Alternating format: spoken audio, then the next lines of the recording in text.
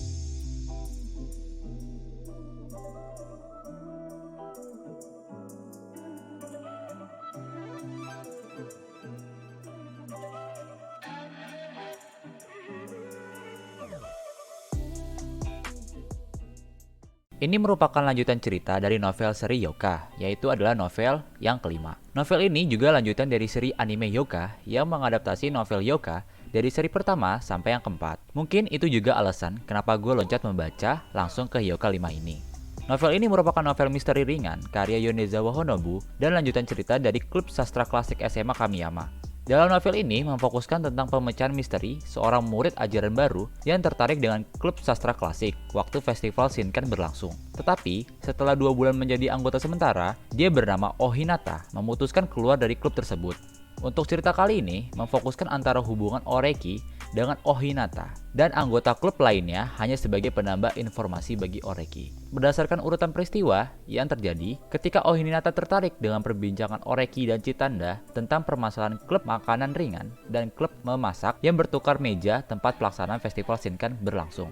Mengapa mereka bertukar meja? Sesuatu masalah yang terjadi yaitu kecelakaan keracunan yang tak disengaja oleh klub masak yang ingin ditutupi dengan penukaran meja dengan klub makanan ringan yang menaruh labu, kompor tak terpakai, dan tanpa menaruh tanda pengenal klub.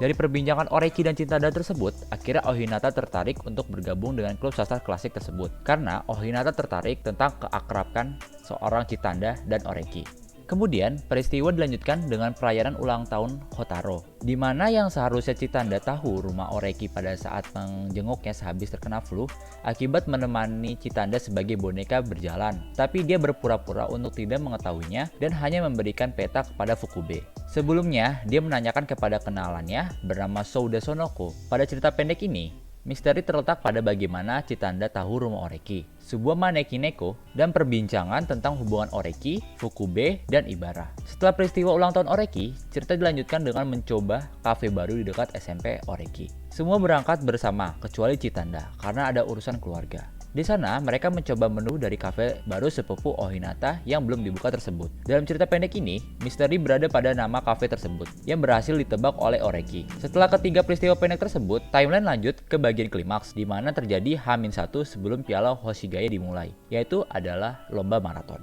Tepatnya di ruang klub, sebelum Oreki ke sana, dia bertemu dengan Oh Hinata yang sedang bergelantungan di pintu. Mereka membicarakan tentang hubungan Fukube dan Ibara. Setelah itu, mereka berjalan bersama-sama ke ruang klub dan duduk bersama-sama dengan Chitanda yang sudah berada di sana terlebih dahulu. Oreki yang hanya membaca novel dan tidak memperhatikan sekitar, dia sempat memanggil Chitanda yang sedang duduk dan memanggilnya, tetapi hanya ada balasan iya. Setelah itu, dia melanjutkan novelnya.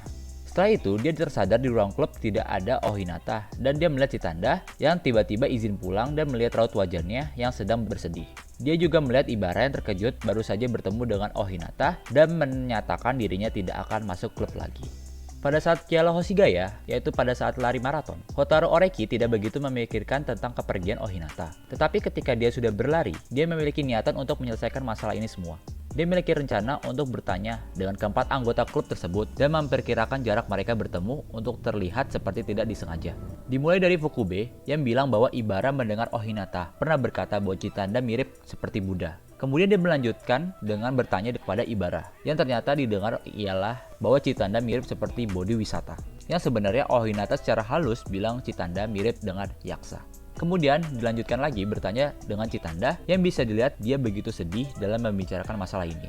Oreki mendapatkan jawaban bahwa Chitanda mengira masalah ini karena salahnya yang telah mengangkat telepon Oh Hinata ketika ia sedang keluar. Tetapi ternyata bukan itu masalahnya. Dilanjutkan yang terakhir, tanpa melihat jarak antara keduanya, Oreki bertanya dengan Oh Hinata dan keluar dari jalur maraton.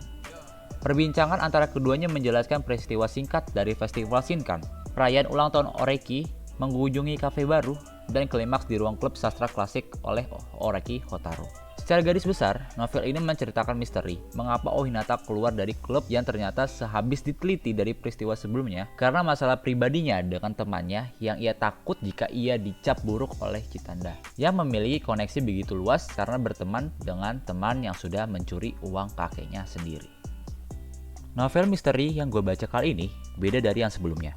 Karena misteri ini ialah sebuah misteri slice of life, bukan sebuah misteri pembunuhan.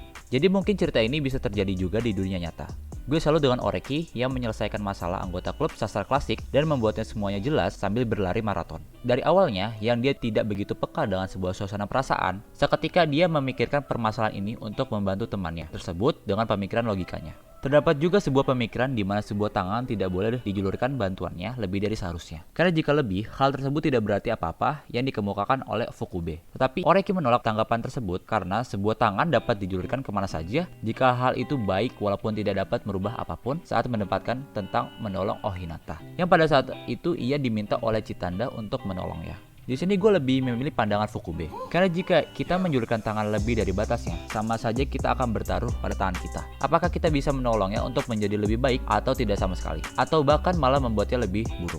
Biarkan orang yang memiliki masalah untuk menyelesaikan masalahnya sendiri. Dan jika dia meminta pertolongan kita, sediakan diri kita di sisinya. Dan untuk pemikiran Oreki, di seri kali ini, dia memperhatikan sebuah perasaan, pengalamannya juga, dan tidak terus dengan logikanya. Dan menurut gue, ini membuktikan pemikiran gue juga. Walaupun hanya sebuah cerita novel, sebuah pemikiran tidak melulu diputuskan oleh perasaan. Pasti logika kita membantunya, dan tidak terus logika kita memberikan jawaban atas suatu hal, pasti hati kita membantunya walaupun tidak kita sadari. Dan untuk orang yang beralasan menyalahkan logikanya yang kuat untuk keputusan yang salah, sebenarnya bukan logika dia yang salah, tapi hatinya yang sudah busuk.